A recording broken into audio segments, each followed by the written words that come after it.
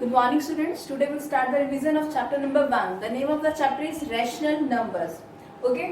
तो एक और बात बताना चाहूंगी कि आपका जैसे आज टेस्ट था, दैट इज चैप्टर नंबर 14 का मैंने आपका टेस्ट ले लिया है. तो चैप्टर नंबर 14 के बहुत सारे बच्चों ने मुझे उनके आंसर्स भी भेजे हैं, ठीक है. और सब बच्चों को नंबर मिलेंगे इसके, और जो बच्चे टेस्ट नहीं दे रहे हैं, ठीक है, तो उनके ऑब्वियसली फिर 0 नंबर जाएंगे. तो जो नहीं सेंड कर रहे हैं अपना, तो इसलिए टेस्ट देना बहुत कंपल्सरी है. 10 नंबर हैं और जो आपके फाइनल में ये नंबर आपके जुड़ेंगे. ओके, अब देखिए रैशनल नंबर है चैप्टर नंबर 1.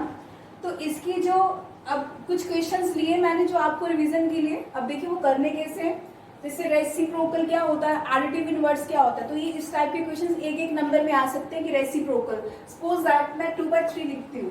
ओके, तो इसका हमें रेसिप्रोकल जानना है. रेसिप्रोकल कितना हो सकता है. अगर 2/3 है, इसका रेसिप्रोकल कितना होगा. रेसिप्रोकल रेसिप्रोकल में उल्टा, तो ये कितना होगा 3/2. क्लियर है ना आपको. तो रेसिप्रोकल मतलब उसका उल्टा लिख देना. जैसे 2/3 है तो 3/2 होगा. अगर सपोज दैट यहाँ पे -1/2 होता, या सपोज यहाँ पे -3/2 होता, तो आप क्या लिखते 2/3. ओके, तो आप उसका रेसिप्रोकल लिख दीजिए. वो क्या होगा, उसको रेसिप्रोकल कहते हैं. अब एडिटिव इनवर्स की बात आती है. ओके, अगर आपको ये कहा जाता कि 3/2, मैं एग्जाम्पल ले रहा हूँ, 3/2 का एडिटिव इनवर्स बताइए. एडिटिव इनवर्स मीन्स आपको इसका ये पॉजिटिव में है तो ये नेगेटिव में आ जाएगा. ओके, अगर नेगेटिव में होता तो पॉजिटिव हो जाता. तो अगर थोड़ा सा फिर भी नहीं समझ आता कि एडिटिव इनवर्स के बारे में, तो इसका मतलब है जैसे 3/2 है ना, और इसका जो ऑपोजिट है दैट इज -3/2. अब यहाँ लिखा -3/2, तो आंसर कितना आना चाहिए हमारा 0.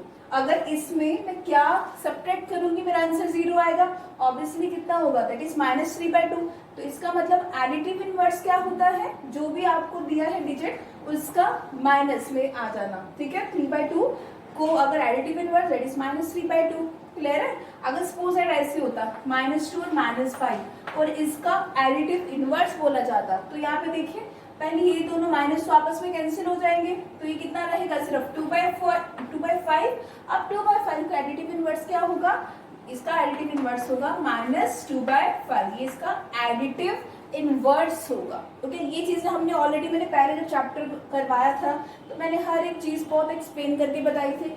सबसे पहले इंट्रोडक्शन वीडियो बनाया था, तो आप एक बार उसमें भी देख सकते हैं. ओके, अब यूजिंग एप्रोप्रिएट प्रॉपर्टीज, कुछ प्रॉपर्टीज भी करवाई थी. अगर सपोज दैट इस टाइप के क्वेश्चंस आते हैं तो आपको कैसे एक बार ध्यान देना है.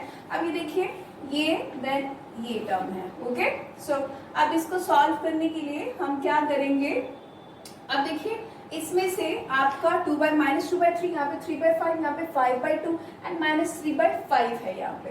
तो यहाँ पे भी 3/5 है. तो एक बार इसको ऐसे लिख लेते हैं इसको. ठीक है, ये एक टर्म है और ये एक है. Okay, it means that there are 3 terms like 1 then 2 and 3. Okay, अब देखो इसको सॉल्व कैसे करना है. अब जैसे -2/3 है और यहाँ पे 3/5 है. ओके, अब ये वाली जो डिजिट है इसको यहाँ पे ले आते हैं. 3/5 इंटू 1/6 और यहाँ पे 5/2 भी तो आएगा ना. यहाँ पे 5/2 एज इट इज आएगा. और प्रॉपर्टी बोला है तो वो करने के लिए हम क्या करेंगे, यहाँ पे अब देखिए यहाँ पे 3/5 है, यहाँ पे भी 3/5 है. तो इट मीन्स दैट इन दोनों टर्म्स में अगर 3/5 है तो हम 3/5 को कॉमन निकाल सकते हैं. तो ये कितना है आपका, अगर 3/5 आप कॉमन ले लेते हैं तो यहाँ पे कितना आएगा -2/3. और यहाँ पे कितना होगा आपका, यहाँ पे -1/6. यही आएगा आपका. ओके, अब देखिए यहाँ पे क्या 3/5 कॉमन था, यहाँ पे -2 और यहाँ पे एज इट इज प्लस 5/2 को एज इट इज रख दीजिए. ओके, अब इसको सॉल्व करेंगे तो ये कितना आएगा आपका 3/5 और यहाँ पे इसको सॉल्व करेंगे. एलसीएम कितना आएगा 3 और 6 का. सी यहाँ पे 3 और 6 का एलसीएम करेंगे. 3 1 जा 3, 3 2 जा 6 एंड 2 1 जा 2. तो एलसीएम 3 और 6 का 6 आएगा. सो 6 आया. इसको इससे कितना करें डिवाइड. ठीक है, इसको डिवाइड करेंगे तो कितना आया आपका 2 होगा. अगर 2 है तो उसको 2 को 2 से मल्टीप्लाई करेंगे तो ये कितना होगा -4. ठीक है, अब यहाँ पे माइनस का साइन 6 को 6 से डिवाइड करा दैट इज 1 इंटू यहाँ पे -1 आ जाएगा. यहाँ पे प्लस का 5/2 है. ठीक है, यहाँ पे सॉल्व करके बता रही हूँ. यहाँ पे कितना है आपका 3/5 और यहाँ पे कितना हो गया आपका, यहाँ पे -4 एंड -1 दैट इज -5/6 और यहाँ पे कितना है +5/2। ओके, इसको सॉल्व करेंगे दैट इज -15 और 6 5 30 और यहाँ पे एलसीएम ये भी कितना हुआ 5/2।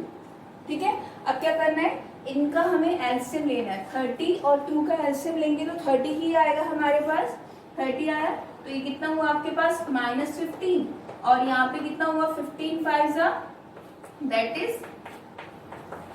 75। तो ये कितना हुआ 75। 75 में से 15 गए, 5 में से 5 गए 0 एंड 7 में से 1 गए 6 दैट इज 60/30 और इसको लोएस्ट फॉर्म में चेंज करना हो तो कितना आंसर आएगा 2। ओके, अब ये देखिए ये क्वेश्चन जो है ये डिफिकल्ट नहीं था, बस सिर्फ प्रॉपर्टी लगानी थी। अब मैंने क्या करा, मैंने देखा कि कॉमन आ रहा है, यहाँ पे 3 टर्म्स बन रही है तो कॉमन आ रहा है 3/5 तो हमने 3/5 कॉमन ले लिया यहाँ पे। ठीक है, फिर मैं सबसे पहले तो मैंने कॉमन निकाले और 5/2 है, इसमें तो कुछ कॉमन नहीं था तो 5/2 को मैंने एज इट इज यहाँ पे रख दिया। ओके, फिर सॉल्व किया इसको, जो आपको मैंने बताया कि कैसे सॉल्व करते हैं। अगर फ्रैक्शन में हो और डिनोमिनेटर्स डिफरेंट हो तो हमें एलसीएम लेके ही सॉल्व करना होता है, तो मैंने एलसीएम लेके सॉल्व किया। एक और बात है, अगर आप इसमें -3/5 निकालना चाहो, अगर आपको ये डिफिकल्टी लगती है कि यहाँ पे माइनस है कैसे सॉल्व करें, तो आप इसमें -3/5 भी कॉमन निकाल सकते हैं, वो आपके ऊपर डिपेंड करता है। ओके, अब यहाँ पे देखिए ये तो हो गया क्वेश्चन। फिर इस टाइप के क्वेश्चन आ सकते हैं आपको कि find 10 rational numbers between -5/6 and 5/8। चलिए एक बार रैशनल नंबर के बारे में फिर सोचते हैं। रैशनल नंबर था क्या, रैशनल नंबर जो भी नंबर को आप p/q की फॉर्म में लिख सको। लाइक मैं जैसे 5/8 है, this is a rational number. Okay, अगर मैं यहाँ पे लिख दूं 5/0, this is not a rational number. Rational number which you can write in the form of p/q, but the denominator should not be 0. It means that ये जो denominator है वो 0 नहीं होना चाहिए। ओके, अगर डिनोमिनेटर 0 आता है तो उसको आप रैशनल नंबर नहीं कहेंगे। ठीक है, चलिए अगर आपको ये कहा गया हो कि find 10 rational number between -5/6 and 5/8, तो सबसे पहले इसकी डिनोमिनेटर सेम करना होगा, तो आपको एलसीएम लेना पड़ेगा, एलसीएम ऑफ 6 and 8। चलिए एलसीएम लेंगे, तो अगर 6 और 8 का एलसीएम सबको आता है निकालने, तो 2 से करेंगे, 2 3 6, 2 4 8, अगेन 2 से, 2 2 4 एंड देन अगेन 2 से एंड देन 3 से, 3 2 6, 6 2 12, 12 2 24, तो 24 इसका एलसीएम आएगा। ठीक है, ये शायद आपने 6-7 में भी इस टाइप के क्वेश्चंस करे थे कि कौन सी टर्म ग्रेटर है, ऐसे वाले क्वेश्चंस करे थे। तो वो जब ग्रेटर बनाने के लिए हम क्या करते थे, एलसीएम सेम करते थे। ठीक है, because denominator same, sorry LCM denominator same करते थे। डिनोमिनेटर सेम करने के लिए हमें जो डिनोमिनेटर्स हैं उनका एलसीएम लेना पड़ता था। जैसे 24 आया, ओके, तो जैसे मेरे पास -5/6 है, तो मैं ये डिनोमिनेटर को सेम कर देना, तो मैं 6 को किससे मल्टीप्लाई करूंगी कि मेरा 24 आएगा, ऑब्वियसली 4 से, बिकॉज 6 4 24। जो मैं यहाँ पे करूंगी प्रोसेस वही यहाँ पे, मीन्स डिनोमिनेटर में भी 4 से मल्टीप्लाई करूंगी और न्यूमिनेटर में भी 4 से मल्टीप्लाई करूंगी। 5 4 20, that is 20/24। Okay, now take 5/8, again 8 को किससे मल्टीप्लाई करेंगे कि हमारा 24 आएगा, 3 से, 3 से करेंगे, यहाँ पे भी 3 से, 5 3 15, 8 3 24।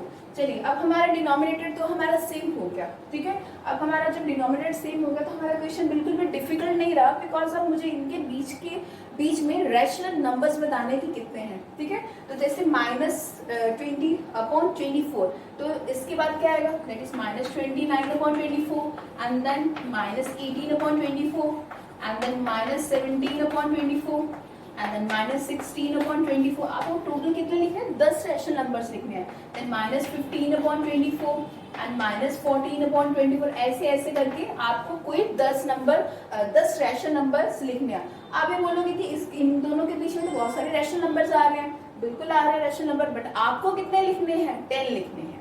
ठीक है, डजंट मैटर दैट कि कितने ज्यादा रैशनल नंबर्स आ रहे हैं इसके बीच में, बट आपको इनके, बिकॉज इन दोनों के बीच में तो बहुत सारे रैशनल नंबर्स हो सकते हैं ना। इस चीज में भी बड़े बच्चे कंफ्यूज रहते हैं, क्यों, क्योंकि वो जब पीछे से आंसर देखते हैं तो आंसर उनका मैच नहीं करता है। ठीक है, उन्होंने पूरा मैथड सही लगाया होता है, आंसर इसलिए मैच नहीं करता, बिकॉज रैशनल नंबर्स निकालने का सबका अलग अलग वे होता है। आप कोई भी रैशनल नंबर्स निकाल सकते हो। ऐसा नहीं है कि सपोज मैंने ऐसे निकाले, मैंने ये वाले 10 रैशनल नंबर्स लिए तो आपने भी यही लेने हैं, तो ऑब्वियसली इनके बीच में बहुत सारे रैशनल नंबर्स हैं, आप कोई और भी ले सकते हो, इसलिए कई बार आपका आंसर मैच नहीं करता है। ओके, तो अब इसका नंबर लाइन में समझते हैं कि वो कैसे करना है हमें। इस टाइप के इक्वेशन आ सकते हैं नंबर लाइन में ड्रॉ करना। आपको नंबर लाइन मैंने बताया था कि अगर आप एक लाइन ड्रॉ करते हैं तो ये आपका सेंटर होता है, सेंटर में 0 होता है, और जो राइट हैंड साइड है, ओके, तो राइट हैंड साइड जितने भी नंबर्स होते हैं वो पॉजिटिव नंबर्स होते हैं, 1 2 3 4, ये all number are positive, but in your left hand side all are negative integers. Okay, so यहाँ पे तो पॉजिटिव इंटीजर्स हो गए, इस साइड पे ऑल्सो हो गए नेगेटिव इंटीजर्स। वो मैं कितने भी यहाँ पे लिख सकती हूँ, वो डिपेंड करता है कि मेरे को कौन सा नंबर इस पे लेना है।